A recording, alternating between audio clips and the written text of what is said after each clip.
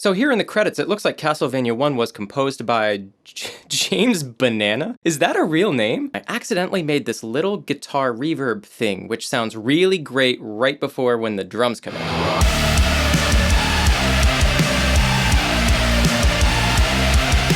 Hi. Question. What if that flashy rock music from the Castlevania franchise was written to be louder and angrier like music from Doom Eternal? Well, now there's an answer, because I, Geoffrey Day, have created a cover song with so much 8-string guitar riffing that Simon could walk into Dracula's castle, punch through all the locked doors with his bare hands, and defeat Dracula so bad that he can't be resurrected for a follow-up game. Skip ahead to the song using the timestamp below and use the earlier timestamp below to skip back to the beginning of this video after you're done and catch all the good stuff you missed. There is a lot. Who's that holding the crucible in my thumbnail? Well, it's Simon Belmont, of course. And who drew Simon holding the crucible? It's Kina. Her links are in the description. Go say hi. It's funny, I actually don't know much about who wrote all of those classic Castlevania songs. This franchise is old. It got its start in the 80s. The first 6 games came out before I was born, and also now you can guess my age. I think we need to go back in time and figure it out. Come on! As I mentioned, there are a ton of games in the Castlevania series stretching back to the mid-80s. It's unsurprising then that the list of composers is very long. And yet, despite that fact, some of the most popular songs have been remade over and over again across the series.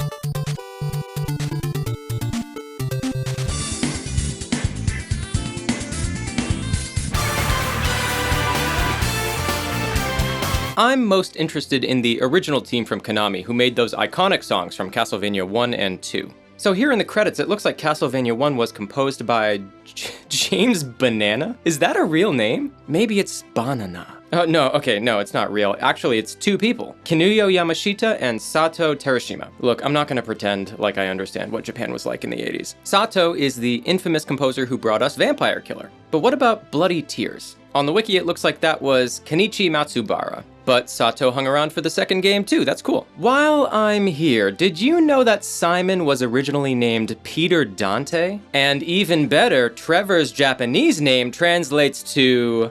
wait for it... Ralph C. Belmondo. And Ralph. I always imagine someone named Ralph has a mustache. Okay, now let's compare what we've learned about Castlevania with Doom Eternal's soundtrack. With the exception of Rip and Tear and BFG 10,000, most of Doom's guitar songs have a slower, groovier drum beat than Castlevania.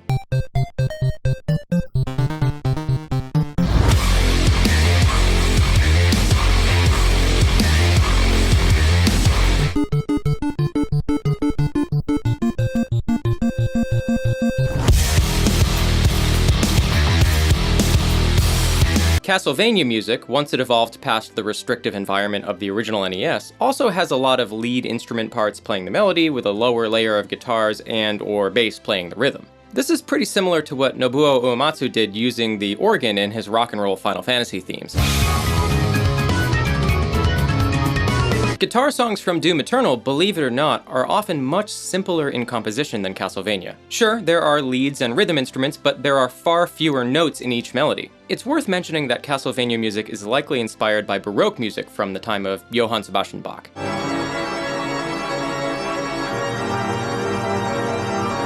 Old churches and old castles work nicely together, but this is much less the case with Doom. The Doom soundtrack is more about percussive elements and creating intensity through sound design. In fact, without modern audio technology, it would have been incredibly difficult to make that Doom Eternal soundtrack a few decades ago. So, along those same lines of thought, I think it could be fun to try and make something with recognizable Castlevania melodies, but which manages to convey an overall tone like this song. How are we gonna do that? Well, let's dive into the audio project and get to work. Hello and welcome to my Batcave. See what I did there? As you can see here, I have already put together a little arrangement of Vampire Killer, and something about that title just sounds Doom already. However, I gotta mention I slowed down the tempo just enough to feel appropriate. So here's that first riff from Vampire Killer. Now slowed down.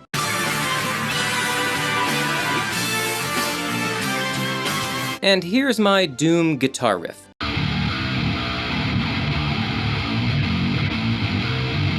Here's another riff from Vampire Killer. Slowed down.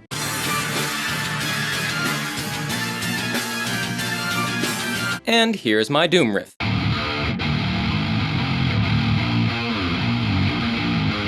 Etc., etc. I think it'll be safe to leave out the electronic drums this time in favor of a fully acoustic drum kit. Something about that just sounds more actually heavy metal. There's this other part from Vampire Killer that I really like, so instead of a guitar, I tried making it work with a gnarly tubed out synth bass.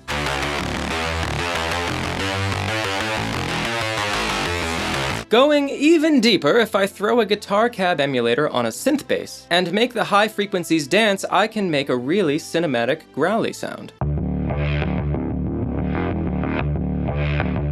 At this point, I have the whole song laid out, but there aren't many instruments. Not to worry though, Mick's guitar-heavy songs are actually pretty simple. To add a sense of loudness, he puts noises and atmospheric texture stuff in the mix which fills up the empty space. I made this one with some clips from a noisy construction site.